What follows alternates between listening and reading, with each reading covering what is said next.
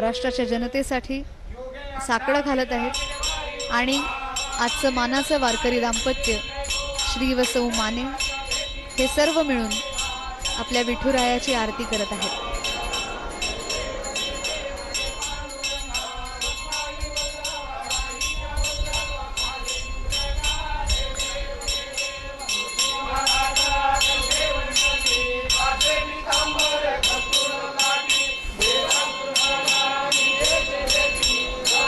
चला पंढरी